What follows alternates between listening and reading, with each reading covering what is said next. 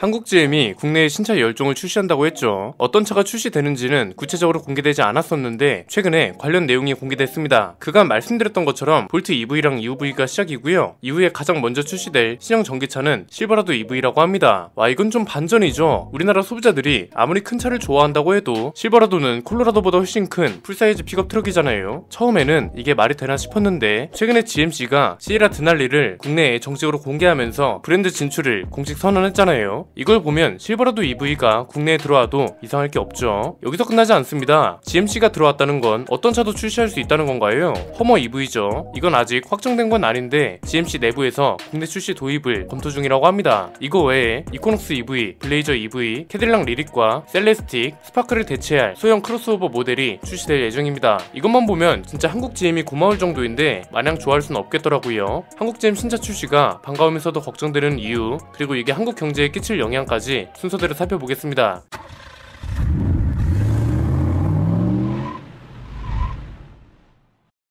방금 전에 본 신차들 중에 국내에서 생산되는 차는 몇 종이나 될까요? 시에라 드날리, 허머 EV, 실버라도 EV, 이코녹스 EV, 블레이저 EV, 볼트 EV, 볼트 EUV 죄다 해외에서 생산됩니다. 대부분 미국 생산이고 심지어 내연기관 모델도 멕시코 공장에서 생산해서 수입 판매하고 있죠. 지금 한국 GM 공장에서 생산하는 차가 트레일블레이저, 스파크, 말리부 이 정도잖아요. 이 중 말리부가 곧 단종되고 스파크도 크로스오버 모델로 대체됩니다. 그러니까 사실상 12종 중 2종만 국내에서 생산해서 판매한다는 소리죠. 사실 우리나라 공장 규모 정도면 적어도 신차 2종 정도는 대종해줘도 될 것 같거든요. 그런데 GM은 한국 공장에 새로운 차를 도입하려 하지 않고 있습니다. 그래봤자 차원 공장에 조금 투자해서 신형 크로스오버 모델을 생산한다는 게 전부입니다. 이 투자도 공장 라인을 늘리거나 하는 게 아니라 그냥 신차 생산을 위한 재정비 정도로 봐야 합니다. 결국 일자리 증가를 위한 투자는 그 어디에도 없다는 거죠. 한국 GM 영업이익이 얼마나 될까요? 2018년에 6,200억 넘게 적자였고요. 2019년에는 3,300억 넘게 적자, 2020년에는 3,150억 넘게 적자, 작년에는 3,760억 적자로 오히려 적자폭이 늘었습니다. 가뜩이나 국내 투자도 없는 상황에 적자까지 만성으로 자리 잡았으니 회사 직원들이 허리띠를 졸라매야 하는 상황이잖아요. 그런데 최근에 이런 기사가 나와서 좀 황당하더라고요. 요즘 자동차 노조들이 한창 임단협 시즌에 돌입했죠. 한국GM 노조가 임단협 요구안을 최종 확정해서 회사에 전달했다고 합니다. 세부적으로 보면 기본 월급 14만 2,300원 인상, 통상 임금의 400% 성과급 지급, 후생 복지와 수당 제공, 비정규직 노동자에 대한 지원, 그리고 부평 1공장과 2공장, 그리고 창원 공장의 공장별 발전 방안 내용이 대표적입니다. 내용에서 좀 괴리감이 느껴지죠. 돈도 올려주고 성과급도 주고 복지도 신경 쓰라는 와중에 비정규직 노동자를 지원해주고 공장별 발전에도 신경 쓰라는 게 앞뒤가 좀 안 맞잖아요. 만약 한국GM이 적자폭을 개선해서 흑자로 전환했어요. 그러면 이 요구안들이 타당하다고 볼 수 있는데 아까 보셨잖아요. 4년 동안 적자라고요. 이게 최신 통계만 봐서 그렇지 한국GM은 8년 연속 적자를 기록하고 있습니다. 이게 진짜 문제라는 겁니다. 한국GM 노조든 현대차 노조든 대체 성과급의 기준이 뭐냐는 거죠. 성과급이라는 게 뭔가요? 말 그대로 작업의 성과를 기준으로 지급하는 임금이거든요. 이게 어려운 말이 아닙니다. 국어 사전에도 그대로 나와 있습니다. 성과가 있어야 주는 보너스라는 건데 노조가 근거로 제시하는 성과가 대체 뭐냐 이겁니다. 한국GM 노조가 요구하는 게 통상 임금의 400%라고 했죠. 이걸 액수로 따지면 1,700만원 정도가 된다고 합니다. 한국GM 노조가 근거로 제시한 내용이 없지는 않습니다. 공장 효율 증가, 판매량 증가 아닙니다. 작년 쉐보레 판매량은 꼴찌였습니다. 노조 의견에 따르면 한국GM하고 GM 해외사업 부문 작년 실적이 2020년 대비 개선됐다는 게 근거라고 합니다. 이게 말이 되는 건가요?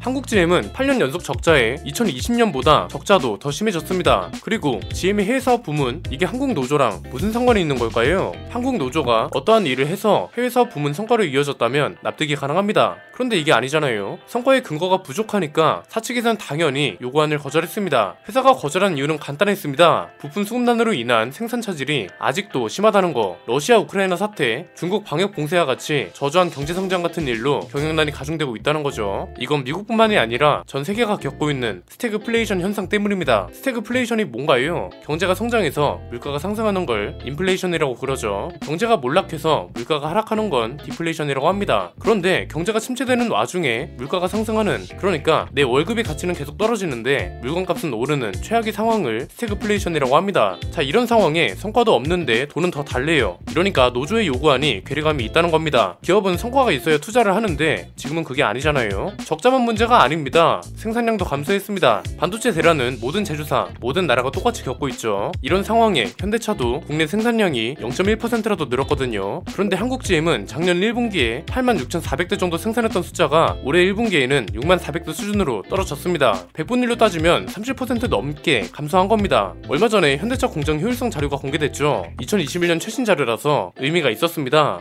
여기서 문제는 뭐였나요? 공장 가동률이 100%가 넘는 말 그대로 포화 상태 이상으로 일을 했는데도 국내 법인만 적자를 기록했습니다. 이건 결국 무슨 소리예요? 이제는 기존 설비와 구조에서 벗어나서 새로운 투자와 설비를 도입하고 지금과는 차원이 다른 효율성을 달성해야 한다는 겁니다. 일단 현대차 이야기는 뒤에서 자세히 해보고요. 한국GM이 더 심각한 이유부터 보면 군산공장 이후에 부평 2공장 가동 중단이 코앞으로 다가왔다는 겁니다. 올해 8월이라고 합니다. 한 달 정도밖에 안 남은 겁니다. 여기서 스파크랑 말리부가 생산되고 있거든요. 노조는 11월까지 가동을 연장하라는 입장이고 사측은 그럴 수 없다는 입장입니다. 부평 2공장까지 가동이 중단되면 그나마 생산 중이던 스파크랑 말리부도 생산이 중단된다는 거죠. 이렇게 되면 한국에서 생산되는 쉐보레 차종은 신형 크로스오버 모델이랑 트레일블레이저 두 종밖에 안 남는 겁니다. 노조가 여기에 요구한 게 또 있죠. 부평 2공장을 폐쇄하지 말고 전기차 생산 거점으로 바꿔야 한다는 거였는데 GM 수석 부사장이 한국에서 전기차를 생산할 계획은 없다, 이렇게 선을 그었습니다. 투자할 가치가 없는 시장에 투자해달라고 때를 쓴다고 해서 될 리가 없고요. 전기차 생산은 일자리를 뺏는다고 할 때는 언제고 이제는 또 전기차 생산을 해야 한다니까 어쩌라는 건가 싶죠. 현대차 노조도 최신 소식이 전해졌습니다. 현대차 노조는 한국GM 노조보다 더 많은 기본 월급 16만 5,200원을 인상해달라 했고요. 성과급을 순이익이 30%만큼 지급해달라고 요구했죠. 작년 현대차 영업이익이 6,600억 정도 됐으니까 이중 30%면 2,000억 정도 되는 거죠. 그런데 이게 결국 결렬됐다는 소식이 전해졌고 노조가 파업할 명분이 하나 더 생겼다는 평가가 계속해서 나오고 있습니다. 사실 결렬될 거라는 건 이미 예견된 일이었습니다. 얼마 전에 국내 법인만 적자를 기록했고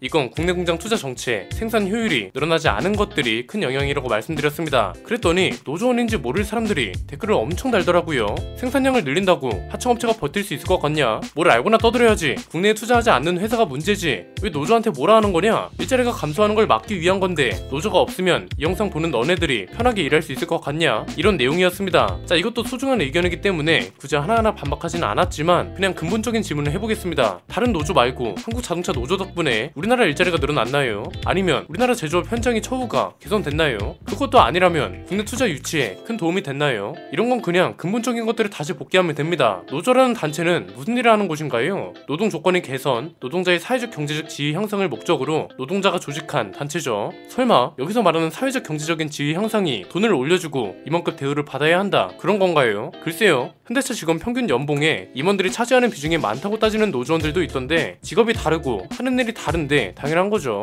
모든 직업과 직군이 똑같은 임금을 받을 수는 없습니다. 노조의 사전적 의미에서 말하는 사회적 경제적 지위 향상은 흔히 노가다라고 하면서 직업 비하하고 그런 문화가 있었잖아요. 이런 부당한 문화를 없애고 직업에는 귀천이 없고 모든 직장인들은 소중하다, 그렇기 때문에 사회적으로 모든 직업은 존중받아야 한다, 이런 걸 이뤄놔야 한다는 뜻이 아닐까 싶은데요. 이게 노조가 요구하는 기본급 인상과 성과급하고 무슨 연관성이 있는지는 잘 모르겠습니다. 오히려 노조 활동이 사회적으로 긍정적인 영향으로 이어지려면 이런 식으로 요구하면 안 되죠. 지금까지 당장 성과급이 없는 것도 아니었고 연봉이 쥐꼬리인 것도 아니잖아요. 오래된 장비를 새 걸로 바꿔주고 공장 환경, 말 그대로 직원들이 편하게 일할 수 있도록 일자리 환경을 개선해달라는 게 올바른 방향 아닌가요? 이건 근거도 명확하잖아요. 이렇게 되면 공장 효율이 높아지고 이건 생산량 증가로 이어지고 매출 증가로 이어지고 영업이익 증가로 이어지는 일이니까 회사에서도 환영할 일입니다. 그런데 정작 새로운 설비를 도입한다 그러면 노조원들이 거절하잖아요. 설비 공사를 하는 동안 일자리가 비고 자동화를 하면 일자리가 줄어든다는 이유로요. 현대차가 노조를 하루 이틀 보는 게 아니죠. 이런 반발을 없애기 위해서 설비 공사를 하는 동안 다른 라인에서 일하도록 해준다고 했더니 거절하고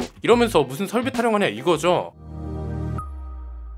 현대차가 국내 법인만 올해 1분기 적자를 기록했습니다. 그것도 현대차 역사상 최대 적자라고 합니다. 이걸 공장 생산성하고 연결지었더니 모르는 소리 하네, 해외 공장하고 비교해봤냐 이러더라고요. 그래서 자료를 가져와 봤습니다. 현대차가 직접 발표한 사업 보고서를 분석해봤거든요. 일단 작년에 현대차 해외 법인 모두 흑자를 기록했다고 합니다. 유일하게 적자를 기록한 법인이 중국밖에 없습니다. 중국은 판매량이 부진한 걸로 알려져 있었기 때문에 적자라고 해도 크게 이상하지 않습니다. 나머지 해외 법인들은 모두 흑자였습니다. 미국 공장은 2019년까지 적자였다 적자였다가 3년 만에 흑자로 돌아선 거고요. 브라질 법인도 3년 만에 흑자로 돌아섰습니다. 액수로 보면 미국 법인은 1조 285억 흑자, 인도 법인은 4,374억, 체코 공장은 3,175억, 터키 법인은 1,985억, 러시아 공장은 1,721억, 캐나다 법인은 1,179억, 호주 법인은 281억, 유럽 법인은 113억 순이었습니다. 국내 법인도 단기 순이익이 6,450억 원이었는데 국내에서 생산되는 차가 압도적으로 많다는 걸 감안하면 좋은 성과라고 볼 수가 없죠. 자, 이걸 공장 생산성하고 연결시켜 볼까요? 2020년하고 2021년 생산 실적을 보면 한국은 겨우 0.1% 증가했고요. 미국은 8.5%, 인도는 22%, 터키는 18%, 체코는 15%가 늘었고요. 우크라 사태로 날린 러시아도 7%가 늘었습니다. 브라질은 24%, 그리고 베트남만 유일하게 5% 감소했습니다. 자, 노조의 의견이 200% 맞다고 치자고요. 현대차가 국내 법인만 1분기 적자, 그리고 최대 적자를 기록한 이유에는 여러 가지가 있을 수 있습니다. 아까 말한 스태그플레이션부터 원자재 수급난, 가격 상승 이런 것도 원인이죠. 그래서 적자를 기록했다고 치자 이겁니다. 그렇다고 이게 성과급을 주고 기본 월급을 올려달라는 근거가 되나요? 고작 0.1% 늘었는데요. 노조 지도부는 저보다 이런 자료를 훨씬 많이 보셨을 거잖아요. 그런데 제가 사업 보고서를 보면서 한 가지 이상한 걸 발견했는데요. 작년 고장 가동률은 100.5%를 기록했습니다. 공장을 능력치 이상으로 가동했는데 생산량은 고작 0.1% 늘었대요. 이게 왜 그런지 보니까 국내 공장의 생산 능력 자체가 크게 줄었더라고요. 해외 공장들은 2020년이나 2021년이나 공장 생산 능력이 동일했거든요. 그런데 한국 공장만 유일하게 7.5% 감소했습니다. 생산 능력은 어떻게 계산하나요? 사업 보고서에 친절하게 나와 있습니다. 연간 표준 작업 시간, 설비 UPH, 그리고 가동률을 모두 곱해서 산출합니다. 작년 국내 공장 가동률이 100.5%였다는 건 결국 표준 작업 시간, 그리고 시간당 자동차를 몇 대 생산하는지를 나타내는 UPA 숫자가 줄었다는 거잖아요. 일하는 사람들의 능력치와 시간이 줄었다는 건데 이게 성과급이 근거가 될 수 있나요? 저는 모든 자동차 노조원들이 이런 억지를 부리고 있다고는 생각하지 않습니다. 진짜 문제는 노조 지도부에 있다고 봅니다. 강성 인물로 새로 구성됐죠. 최근에 우리는 비슷한 사례를 하나 봤습니다. 화물연대 파업할 때 파업에 참여하지 않는 노조원들 차도 막아서고 그랬다면서요. 윤석열 대통령도 관련 발언을 했었죠. 강성 노조는 전체 근로자의 4%를 대변할 뿐이라고요. 노조 지도부들이 진짜 직원들을 위한다면 이렇게 하면 안 되죠. 몇 년 안에 일자리가 줄어든다고 해서 지금 받아낼 수 있는 걸 다 받아내야 한다. 한마디로 본전을 뽑아야 한다고 생각한다면 큰 오산입니다. 지금 자동차 노조가 얼마나 이기적인지 볼까요? 댓글에서 하청업체 위하는 척하는 거, 이거 하청업체 직원들이 보면 뭐라고 생각할까 싶습니다. 얼마 전에 이런 기사가 나왔던데 못 보셨나요? 전기차를 생산하게 되면 공장 일자리가 줄어든다는 게 노조가 삼고 있는 문제잖아요. 이걸 해결하기 위해서 노조가 제시한 건 뭐였나요? 현대모비스가 생산하고 있는 부품을 본인들이 직접 생산할 수 있게 해달라는 거였죠. 이게 이번 인단협 내용에도 있다고 하는데 이걸 진짜 우리나라 제조업 생태계를 위한 일이라고 할 수 있는 건가요? 본인들 일감 줄어든다고 하청업체 일감을 뺏어 온다는 거잖아요. 하청업체가 버틴다, 못 버틴다 이런 소리 하기 전에요.